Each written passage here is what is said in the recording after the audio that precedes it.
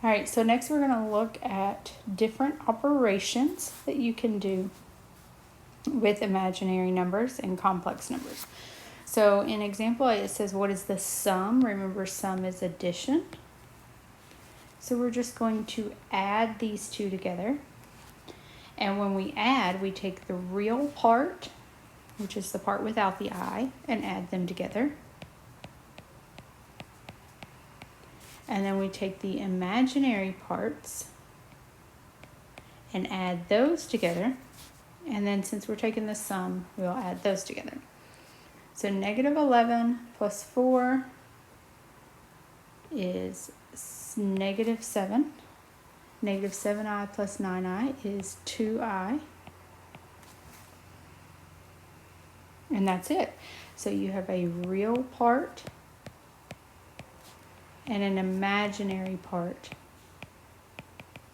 of a complex number. Complex meaning two parts, okay? So difference works the same way, except that's subtraction. And the only difference here is when I set this up, I have to make sure that I am subtracting the entire second piece, so the real part and the imaginary part. So I must remember to distribute that negative sign.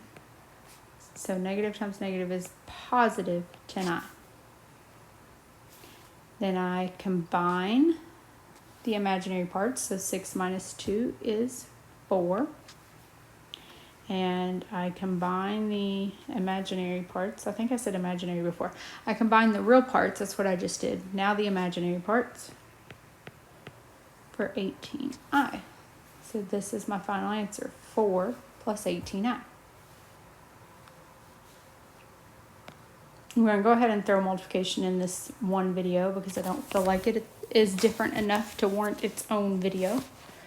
Negative 2.5 on the outside with the real and imaginary on the inside. I can multiply real and imaginary numbers by each other, okay?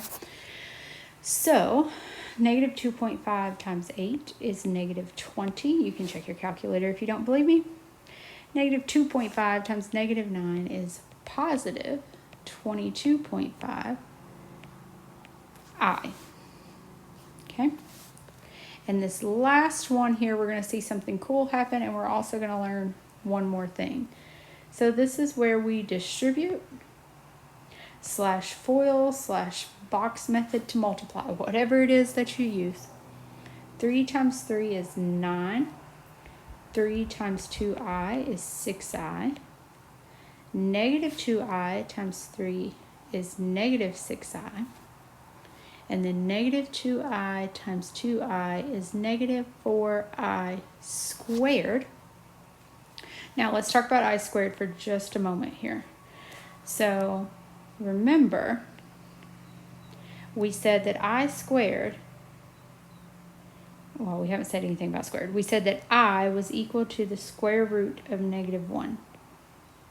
But now when we square it, notice the square root and the squared will cancel to just leave me with negative 1. So anytime I see I squared, that is equal to negative 1. So in this example here, positive 6i minus 6i is 0.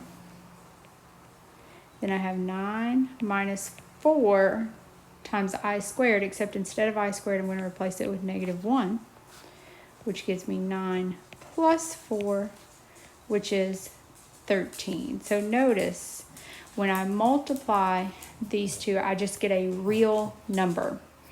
And in this case, this is called a complex conjugate. There's a definition box down here.